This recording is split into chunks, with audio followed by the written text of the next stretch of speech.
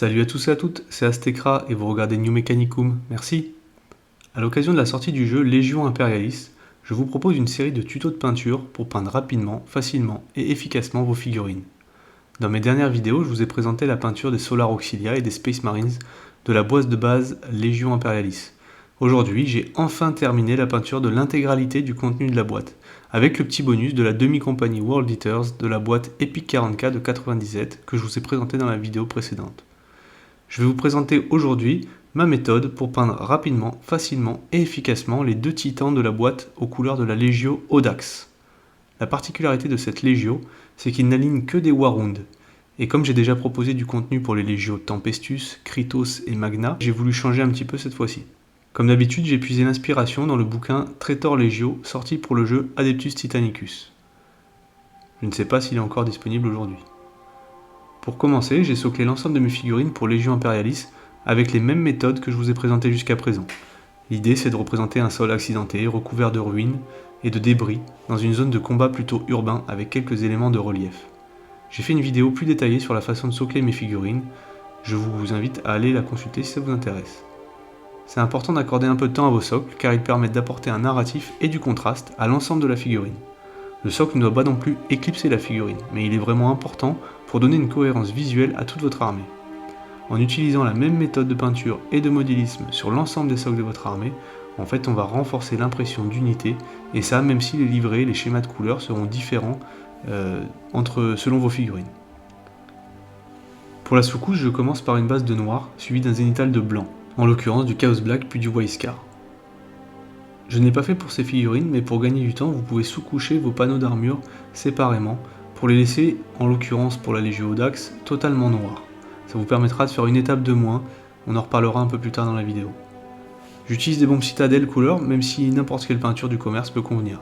L'importance de la sous-couche, c'est de protéger la figurine et de la préparer à la peinture, en accentuant les ombres naturelles et les éclaircissements. Cette étape va renforcer l'effet des peintures citadelles contraste sur laquelle je base en partie ma peinture, en accentuant encore plus justement cet effet de contraste. J'utilise des peintures citadelles color parce que j'aime leur échéancier de couleurs et qu'elles sont faciles à se procurer, pour moi. Toutefois, vous êtes libre d'utiliser n'importe quelle peinture du commerce, et j'irai même plus loin, pour économiser des sous, privilégier les mélanges afin de limiter le nombre de pots à acheter. J'utilisais les panneaux qu'il me restait en Rabio pour m'entraîner et trouver une technique adaptée à la Legio Audax. Je vous encourage à faire de même si vous n'êtes pas sûr de l'effet à obtenir. J'avoue que moi j'ai expérimenté dessus parce que je n'étais pas sûr de la méthode à appliquer pour réaliser cet effet un peu de pointillé propre à la Legio Audax.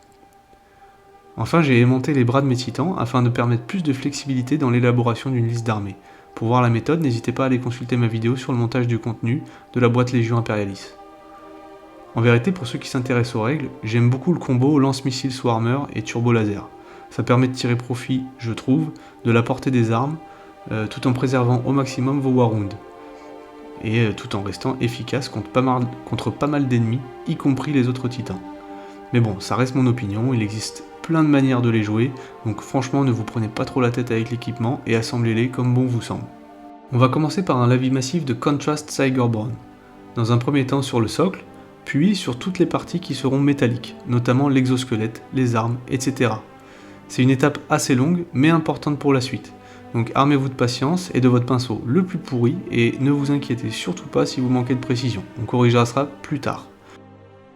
C'est une étape d'autant plus longue que je vais peindre systématiquement les deux titans l'un après l'autre.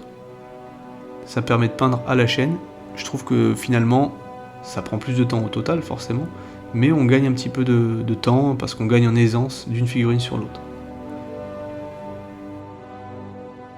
Le fait d'avoir sous-couché vos figurines avec un noir puis un blanc zénithal va permettre d'accentuer l'effet de contraste apporté par la peinture Citadel Contrast. Ce type de peinture contraste a pour effet de couler dans les creux de la figurine, comme un lavis, ce qui va accentuer l'ombrage de la figurine, tout en laissant une couche de pigment sur les surfaces planes et les arêtes, ce qui permet de réaliser instantanément à la fois un ombrage et à la fois un éclaircissement. Franchement, ces peintures sont bluffantes, donc honnêtement, je vous encourage à les utiliser parce que le résultat est immédiat.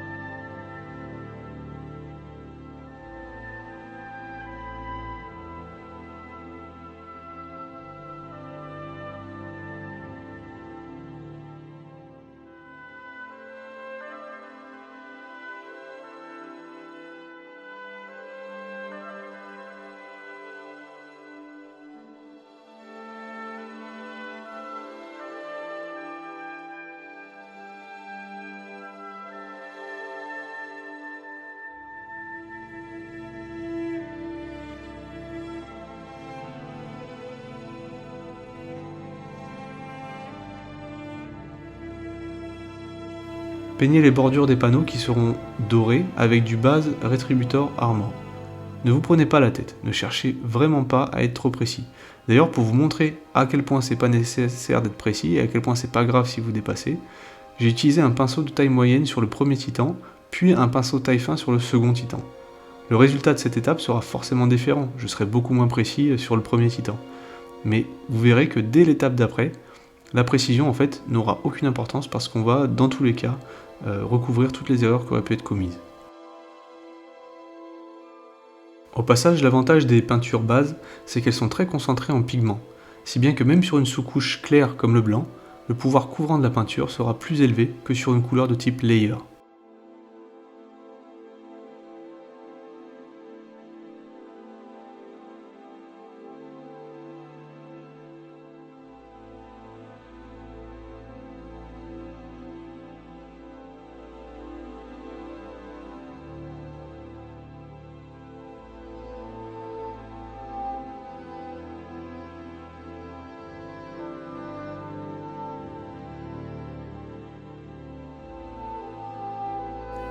Et n'oubliez pas de peindre les bordures de vos armes également.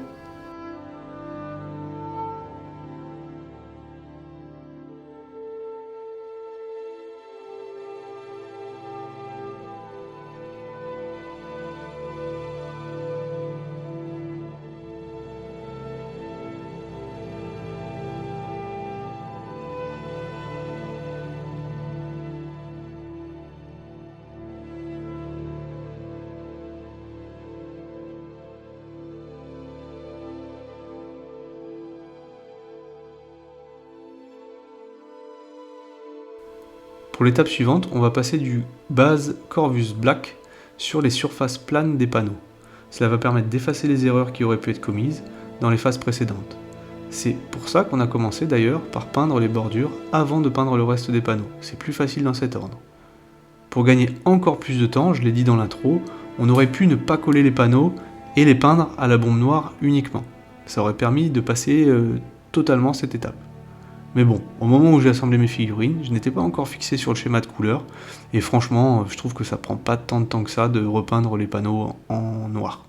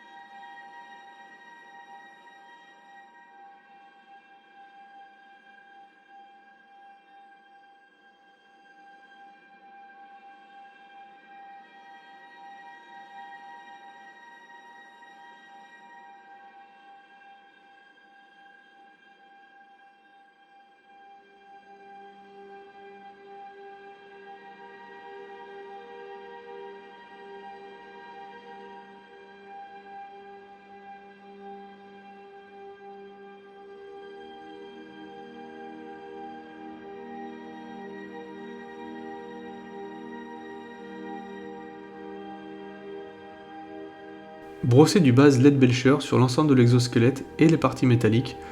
Utilisez un pinceau brosse large et ne vous inquiétez pas si vous dépassez, ça créera un effet de dommage de bataille réaliste. Insistez principalement sur les surfaces les plus exposées à la lumière, en évitant de trop aller dans les recoins. On veut laisser apparaître la couche précédente de Sigerbronn, ce qui va donner à la figurine un aspect usé et endommagé par les combats, des plus réalistes.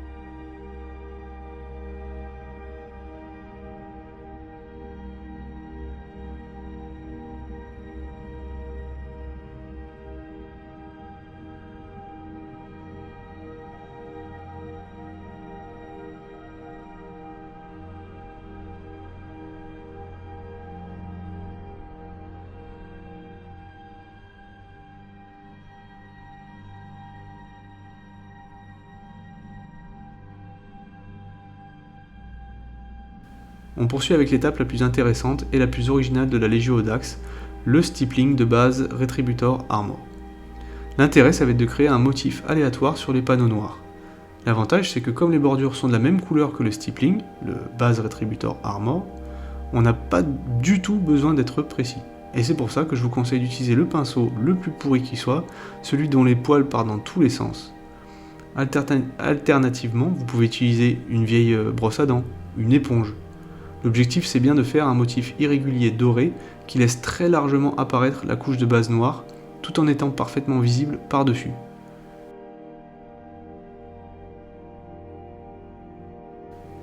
Là encore, n'oubliez pas de peindre de la même manière les armes.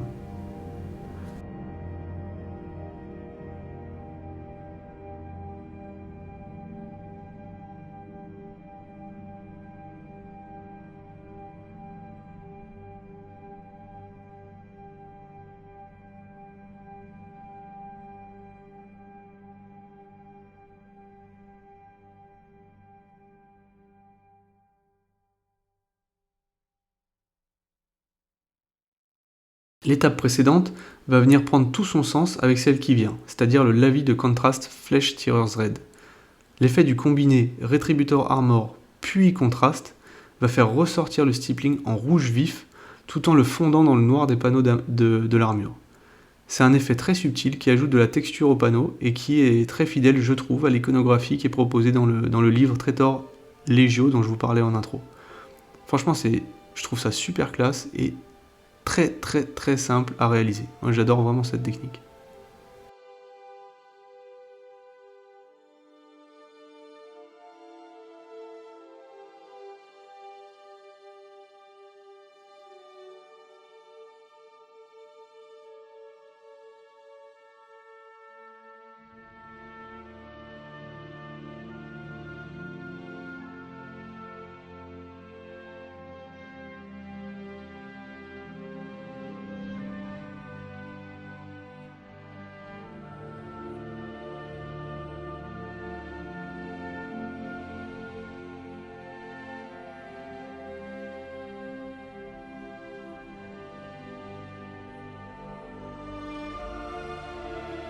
Comme j'ai choisi de suivre l'iconographie du bouquin, j'ai fait un Warhound à tête rouge et un autre à tête blanche. Mais je trouvais que le blanc était trop pur, trop dur. Donc j'ai repeint les panneaux en base Wraithbone. Ça donne un blanc cassé plus doux et plus en phase, je trouve, avec l'iconographie proposée par le bouquin.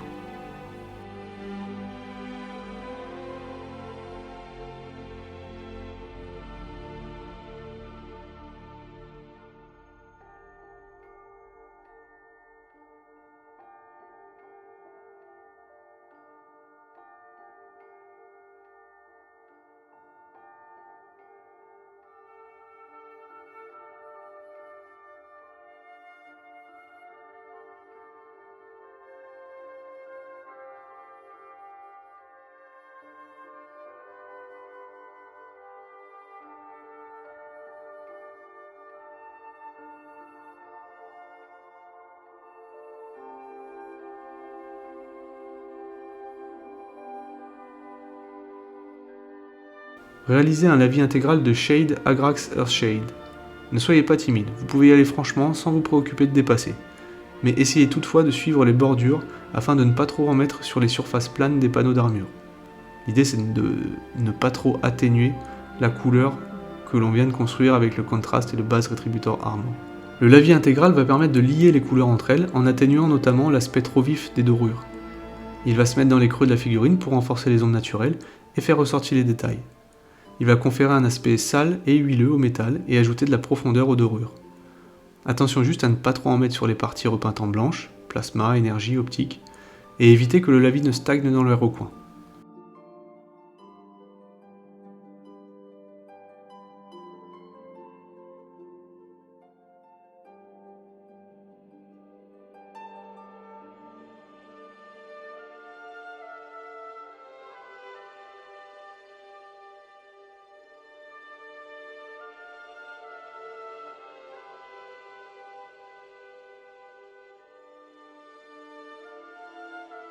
Pour le titan à la tête blanche tout particulièrement, j'ai simplement utilisé un bout d'essuie-tout pour absorber le trop-plein de lavis sur les surfaces planes, et ainsi réaliser facilement une transition subtile entre les bordures et les surfaces blanches. Ça permet d'atténuer facilement la coupure entre blanc et marron. Une fois que le contraste sera bien sec, on va rajouter du Layer Wise Scar dans les optiques et sur les parties des armes à énergie, plasma et autres. En fait, ça va servir en fin de peinture pour construire une couleur contrastante avec le reste, mais vous verrez ça un peu plus tard. Une fois cette étape terminée, vos figurines seront déjà battle ready. Les étapes suivantes seront totalement optionnelles et ne serviront qu'à rajouter du détail.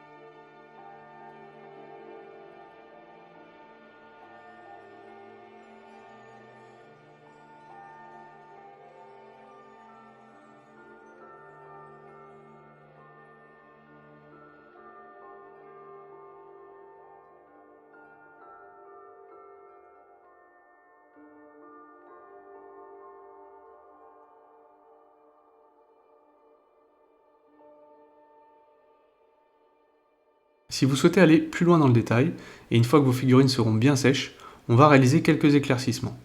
Tout d'abord en ajoutant du layer Hashed Copper par petites touches sur les dorures. Inutile de trop en faire, insistez uniquement sur les parties les plus exposées à la lumière.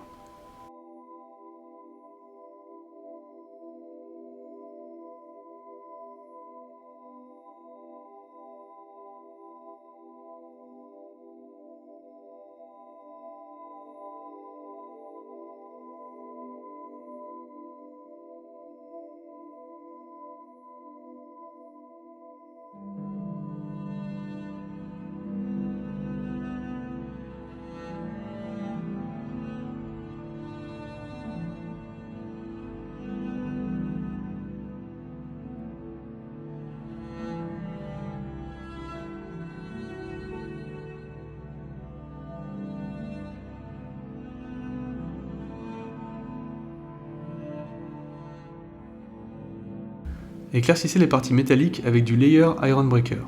Insistez uniquement sur les zones les plus exposées à la lumière. Inutile d'être trop précis ni exhaustif. Si jamais vous dépassez, ce n'est pas grave, ça rajoutera un effet de dommage de bataille.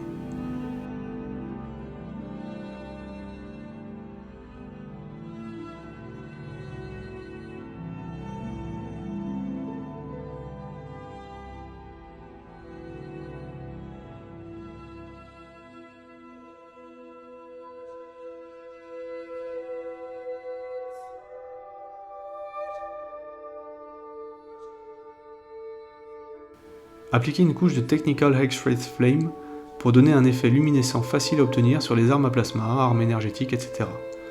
N'hésitez pas à repasser au préalable une petite couche d'éclaircissement de Layer Wise Scar avant cette étape pour donner un blanc encore plus vibrant qui va venir renforcer l'effet du Technical.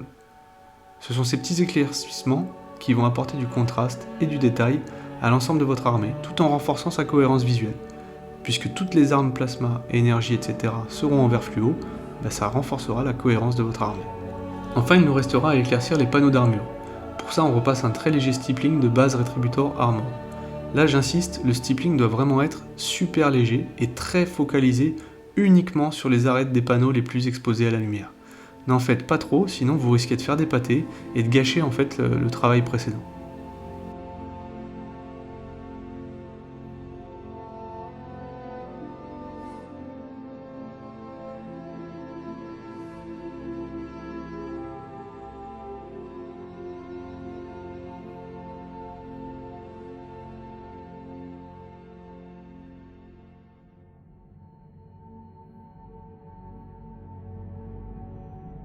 Pour compléter l'éclaircissement des panneaux d'armure, ajoutez du Contrast Ball Red uniquement sur les parties les plus exposées à la lumière. Ça a pour effet de rendre votre rouge en fait plus profond, plus nuancé et du coup plus intéressant que si vous laissez uniquement la couche de Contrast Flèche Tireuse Red de la phase précédente.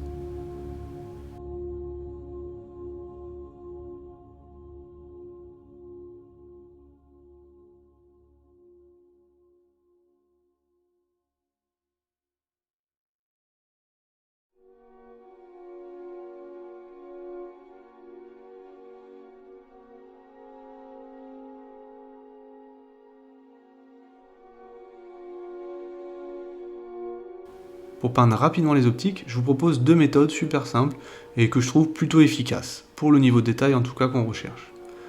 Soit une simple couche de contraste Ball Red, sachant que c'est une couleur que je réutiliserai plus tard sur d'autres parties de la figurine. Je trouve que c'est un moyen simple et rapide pour faire ressortir les yeux sans trop se prendre la tête.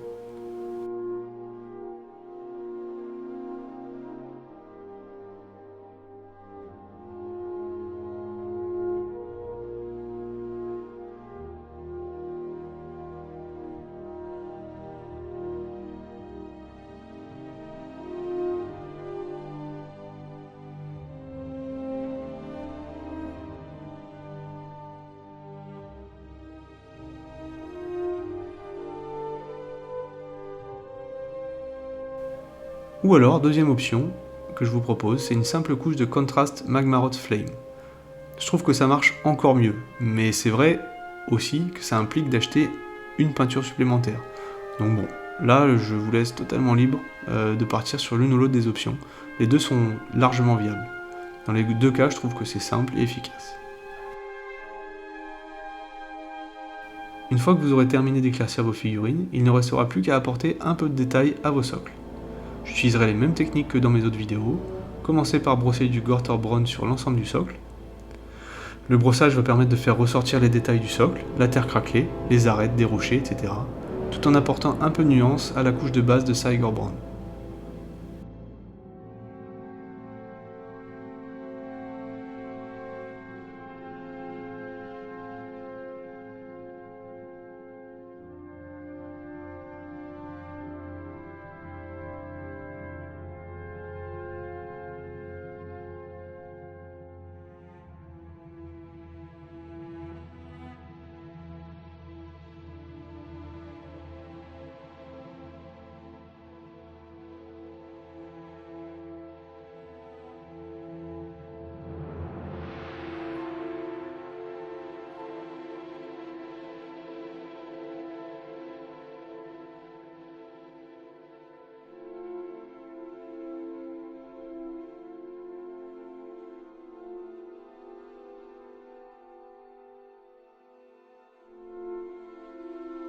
Appliquez ici et là quelques touches de base Mechanicus Standard Grey sur toutes les formes du socle qui vont faire penser à des débris, des formes un peu carrées, géométriques, plus artificielles que naturelles en fait. Quelques touches ici et là, et n'en faites pas trop, il est absolument inutile d'être précis. L'idée c'est de varier les teintes afin d'apporter du réalisme et un narratif et du contraste à l'ensemble de la figurine.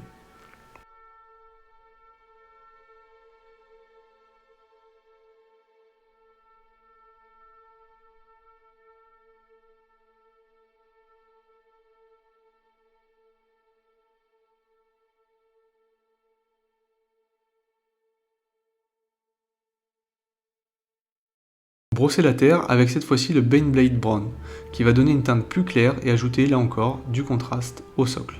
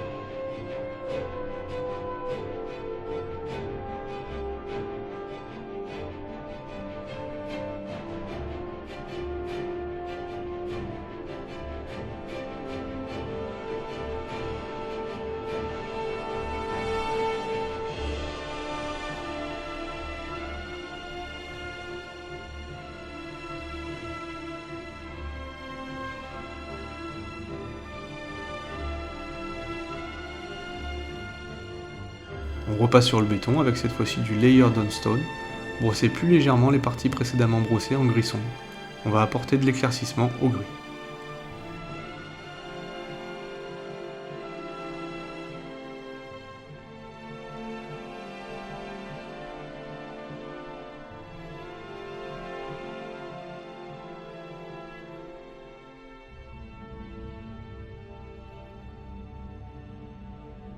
Un léger brossage de Nurgling Ring en insistant sur les bords du socle et avec un mouvement du bas vers le haut, comme pour simuler un effet de radiance du sol touché par des armes radioactives et toxiques. Appliquez également quelques touches de Nurgling Ring sur les zones du socle où vous envisagez d'appliquer quelques touches de Contrast Plague Blare of Flesh. Ce sera l'étape d'après.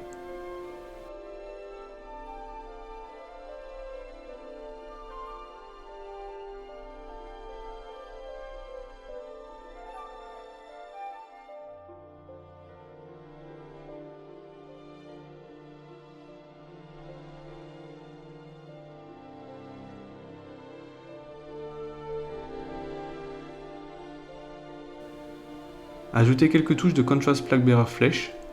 Ajoutez les gouttes en fonction du relief du socle afin de créer un effet naturel de matière toxique et radioactive qui aurait stagné ou coulé. Ça renforcera le narratif autour de la figurine.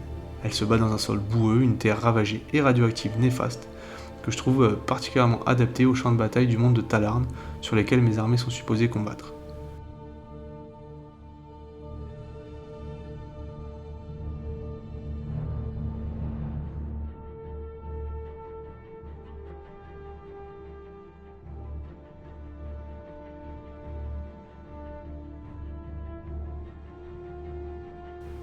Enfin pour terminer, repeignez les bords du socle avec du Rhinox Hide pour donner une finition plus nette à la figurine.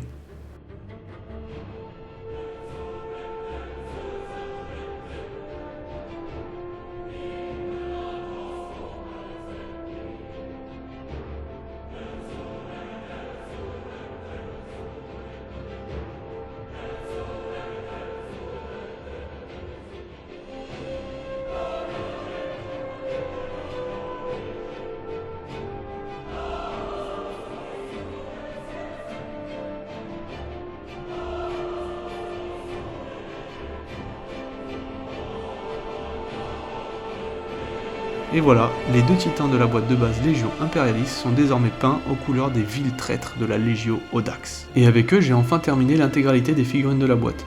Je ferai une vidéo bilan pour vous présenter l'intégralité du contenu peint, et je pense que ce sera l'occasion aussi de faire un petit bilan sur les débuts de ma chaîne, et surtout le futur de la chaîne. Spoiler, ça va être très positif, et franchement je suis super content, et je souhaite vraiment développer encore du contenu. Pour le système d'aimantage, je suis vraiment satisfait du résultat. Je trouve que les règles permettent d'identifier assez rapidement les systèmes d'armement efficaces de ceux qui le sont moins. Clairement, j'adore les Ursus Claw, mais franchement, leurs règles sont pas terribles du tout, quoi. Je me demande vraiment si elles ont été testées.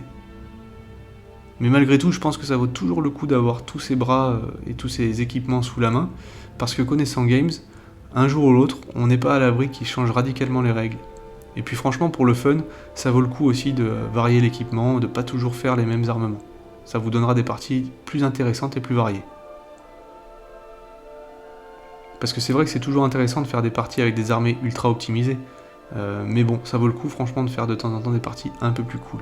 Donc honnêtement, si vous ne voulez ou ne pouvez pas aimanter vos figurines, franchement c'est pas grave, assemblez-les comme il vous plaît, vous prenez pas la tête avec les règles et amusez-vous avec. D'autant plus que les armements que je trouve les plus intéressants ne sont pas dispo dans la boîte de base, c'est-à-dire le turbo laser, le méga bolter, le lance-flamme inferno. Ces trois armes qui sont très intéressantes d'un point de vue règle, mais qui ne sont pas disponibles dans la boîte de base. Moi j'ai utilisé des rabios que j'avais. Donc encore une fois, c'est vraiment pas grave si vous ne pouvez pas aimanter. Pour finir sur cette petite parenthèse règle du jeu, si je devais vous conseiller une combinaison d'armement avec uniquement le contenu de la boîte de base, je dirais de privilégier, vous l'avez compris, les lance-missiles Swarmer, et en deuxième système d'armes, je dirais soit les Volkit Eradicator, qui sont assez versatiles, soit la Meltalance, qui est très destructrice, mais seulement à très courte portée. Ces deux dernières options sont vraiment pas mal, je trouve. Au passage, il existe déjà de très bonnes analyses des règles sur YouTube, notamment à ce sujet, je vous recommande particulièrement la chaîne de Hat Hérésie, qui est très bien détaillée. Attention par contre, c'est tout en anglais. Enfin bref, j'espère surtout que cette vidéo vous aura plu. Merci de m'avoir suivi jusque là, et encore une fois, un grand merci à vous et à mes nouveaux abonnés. Je reçois de plus en plus de commentaires très positifs, ça fait extrêmement plaisir, et ça m'encourage vraiment à continuer. Continuez à suivre ma chaîne si vous voulez des conseils de peinture pour obtenir une armée de manière super simple, rapide et efficace. Et comme d'habitude, si la vidéo vous a plu, n'hésitez pas à liker, à partager, à laisser un commentaire et à vous abonner à ma chaîne. Je vous dis à très bientôt pour une prochaine vidéo. Merci à tous et à toutes. Ciao!